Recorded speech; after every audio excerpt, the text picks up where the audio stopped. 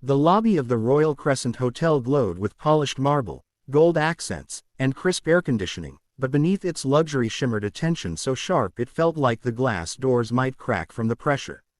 Employees stood like statues behind the grand reception desk, guests halted mid-step with their luggage, and the entire building held its breath as one man, one furious, impossibly wealthy, sharply dressed man, strode toward the exit with the kind of fury that made CEOs tremble and governments negotiate twice before speaking.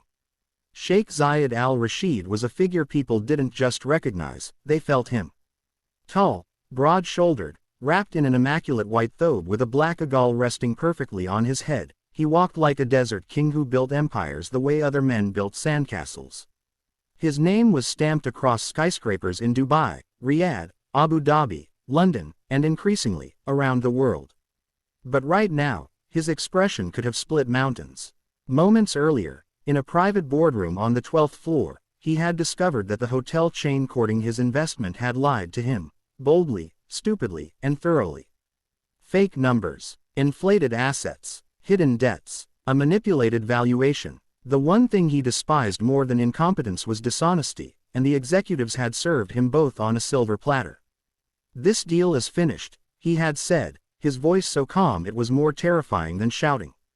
"You insult my intelligence and waste my time. I do not forgive either."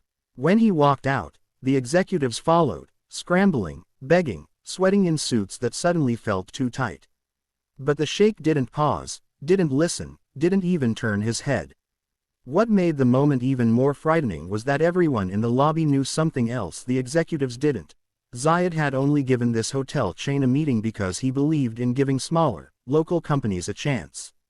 He wanted to invest in the country. He wanted to support new growth. But now, he was gone. Or at least, he was until an 8-year-old boy stepped directly in front of him. "Adam," Samir blurted, nearly dropping the mop he had been carrying. He was a single dad, dressed in a faded custodial uniform, exhaustion clinging to his posture like an extra weight. He had been working since dawn and still had 2 more floors to clean before he could take his son home. And now, oh God, now, his boy was blocking the path of one of the wealthiest, most intimidating men on earth. The sheikh stopped, his eyebrows lowered, more in surprise than anger.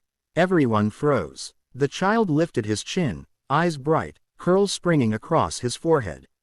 Then he spoke, his small voice steady, clear, and startlingly confident.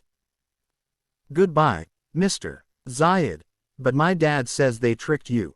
The silence in the lobby deepened into something physical. A gasp rippled across the room. One of the executives nearly choked. Samir felt all the color drain from his face. His heart lurched into his throat. "Adam, ya Allah. No, no, no." He rushed forward, grabbing his son's shoulders gently but firmly. "I'm so sorry, sir, he doesn't know what he's saying. He's just a child. Please forgive him." Zayed lifted a hand. The motion was small. The effect was monumental. Every sound in the lobby died instantly. "Stop," the sheikh said quietly. Samir fell silent mid-apology.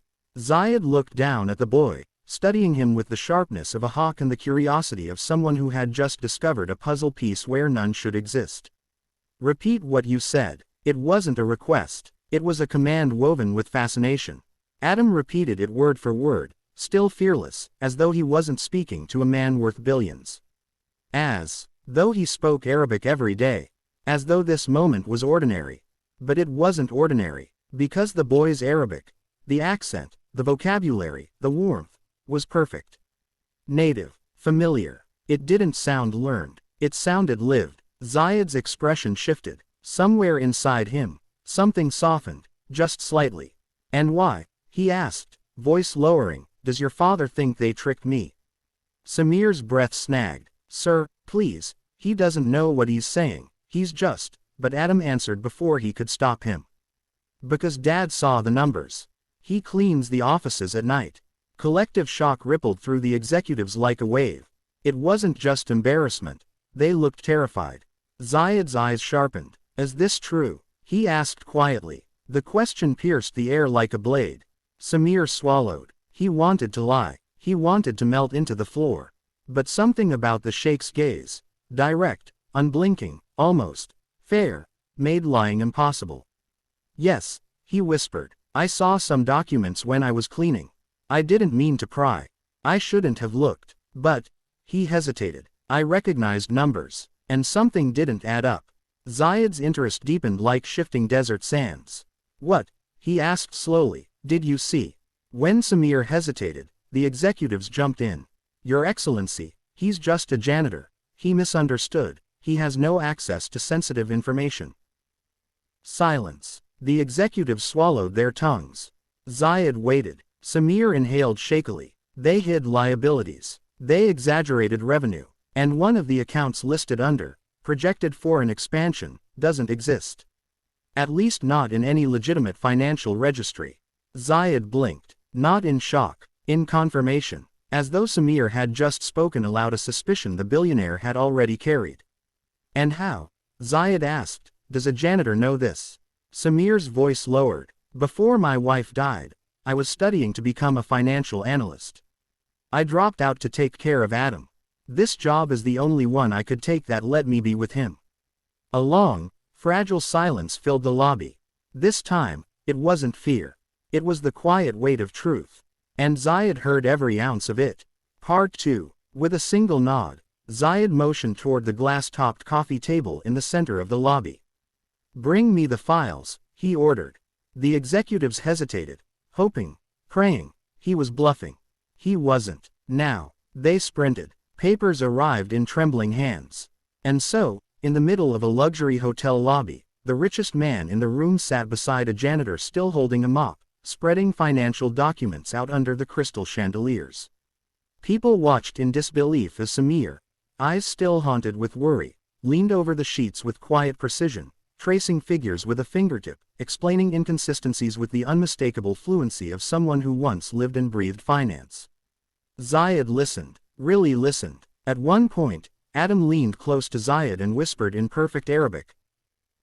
My dad is smart, but no one gives him a chance. Something warm flickered in the Sheikh's expression, quick, quiet, but undeniably human. When the review ended, the truth was undeniable. The executives had cooked the books, and badly. Zayed stood slowly, turning toward them with a calm so cold it froze the air. You lied, he said. You attempted fraud. You wasted my time, insulted my intelligence, and jeopardized your company. The executives collapsed into stuttering panic. Some tried to apologize. Some tried to deny. Some tried to blame each other. None succeeded. The deal is cancelled, Zayed continued. And the authorities will be notified. A few executives turned a sickly shade of green. But Zayed wasn't finished. He turned toward Samir. The shift in his expression was subtle but unmistakable. Respect replacing suspicion, interest replacing curiosity. You, he said quietly, have saved me millions. Samir shook his head. I didn't mean, that is the problem, Zayed interrupted. You think doing the right thing is something to apologize for. Samir blinked, unsure whether to smile or shrink. Zayed continued, you understand numbers. You understand integrity. And you raised a son capable of speaking truth without fear. That tells me everything I need to know. Samir's brows knit. Sir. Zayed placed a hand on Adam's shoulder, then looked up at Samir with steady certainty. I am offering you a position at Al Rashid Holdings. Analyst. Full salary. Benefits. Housing. A future worthy of your abilities. The words hit Samir like a tidal wave. He gripped the edge of the table to stay upright. Me. Why? You don't even know me. But I know honesty when I see it, the Sheikh said. And I know wasted talent when I find it. I do not waste anything. Not land, not resources, and certainly not people. Tears prickled at the corners of Samir's eyes. His throat tightened. He hadn't cried since his wife's funeral, but now, the dam cracked. Thank you, he whispered. I don't know what to say. Say yes, Zayed replied simply. Adam beamed. Dad, say yes. Samir laughed. A raw, relieved sound that felt like the first breath after years underwater. Yes, he said. Yes. Thank you, sir. Zayed smiled, an expression that transformed his entire face. Warm, proud, kingly. Good. You start Monday. Then he crouched to Adam's height and tapped his nose gently. And you, young man, you must visit us in Dubai. Any boy who speaks Arabic as beautifully as you is family in my home." Adam practically levitated with joy. The sheikh straightened, adjusted his agal, and gave Samir one final nod. "Honesty," he said, "is priceless. You and your son have reminded me of that." This time, when he walked toward the exit, there was no fury in his stride. No storm in his eyes. Only calm certainty. Only respect. Only possibility. The doors opened. Sunlight poured in. And as Zayed stepped outside, Samir realized something life-changing. The billionaire had not just walked out of the hotel. He had walked into their lives. Forever.